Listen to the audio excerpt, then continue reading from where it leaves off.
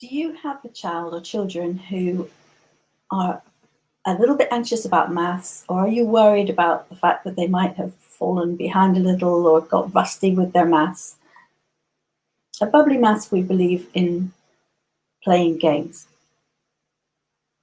and that works for the children and for you, and I'll just explain a little bit more in a moment. Hello, my name is Caroline. I'm the founder of Bubbly Maths, partner in Bubbly Maths, and I'm here to introduce you for a quick 5 micro minutes, a quick micro session on Happy Maths, introducing our summer Happy Maths summer camp that we're doing this year online. And the idea is you have a micro moment of maths. Well, it won't be a micro moment for the summer camp. It'll be about an hour for the summer camp, and it'll give your young people an activity that they can then take through and participate in, learn from, and enjoy for, in theory, days. It depends how engaged they get, obviously, but there's no reason why it shouldn't just keep them occupied and engaged for a good long time. And we'll be doing that on a regular basis if you join us for the summer camp. So today's micro activity, I'm going to change over to my trusty old visualizer. It's first thing we're going to do, but we're going to do things for different ages. And if you've got very early learners, then we're going to just work on spirals. They can just draw spirals. I'm just going to do it on the back of here so I don't waste the paper. They can draw spirals. They can find shells with spirals. Spot everything. My grandson loves spirals, and he's always looking for the things that have spirals. And he even knows what the name that is given. Well, you'll see, it'll be revealed in the moment. But he knows this name, and he used to call it Ninacci. It's Fibonacci. He used to call it Ninacci, and he loved spirals. And this is a great. There are many things for your young learners to notice. Simply noticing spirals, drawing spirals is a great way for them to engage in this activity. Next thing we're going to do is use a spiral, and we're going to start with, well, I suppose I'll dot it down here. Start with one square, then go to another square. So we're doubling that, and then we're going to take those 2 and make a square on that. Then I'll take those 3 and make a square on that. And then take those 5 and make a square on that. And then take those 8, 1, 2, 3, 4, 5, 6, 7, 8, and make a square on that. And then we're going to take those 13, 5, and 3. So we're adding, so you can have the younger learners help you add up and work out which squares to go to. You can have everyone doing the same activity. Some will take longer than others.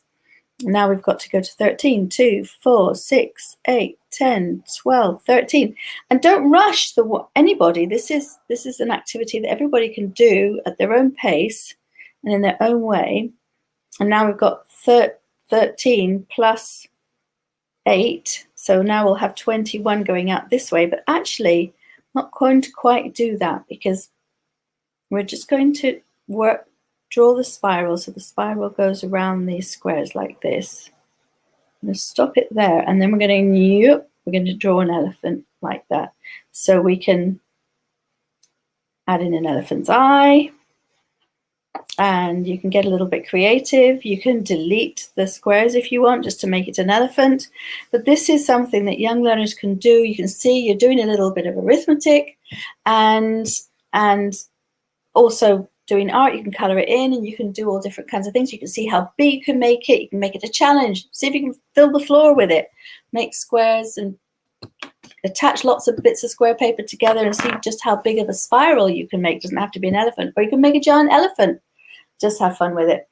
And if you do have somebody who's particularly keen the sequence, when we went 1, 1, 2, 3, 5, 8, 13 was a Fibonacci sequence. I'm just going to show you here. You can go deep into the ratios between the numbers if you want.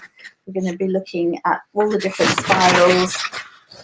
That's the elephant activity. We've got the golden rectangle, which works for art as well as mathematics. We've got further going years 8 to 12, which is years ages 14 to 17, 18. There's other activities here, and we're going to be engaging them, and this will be one of the activities we do. It's called elephant dreaming, and we'll be doing this during the summer. The happy let me just change this back. This will be one of the activities that we do during the Happy Maths Summer Camp. Please do join us. We're doing this again tomorrow night, another little quick activity. There is a link to the activity that you can download. Hello, hi Cynthia. Cynthia's here to learn. That was just, there's a micro moment, Cynthia. We'll talk about it in a minute. And the link is in the description or up there, depending what medium you're on. And you can go ahead and play it now. You can join us for the Happy Maths Summer Camp, and we'll have a good go at it, hands-on. We'll get the whole family involved. That includes grown-ups, and then everyone knows what we're doing. We'll introduce how to talk to the children, how to help them learn without doing it for them, and how any older siblings you've got can help the younger siblings, just generally how to get the families communicating. Thank you for joining us. See you tomorrow night, same time, same place, with tomorrow's Happy Maths Micro Moment, introducing the Happy Maths Summer Camp. Link is in the description to sign up and find out more. Thank you. See you tomorrow. Bye.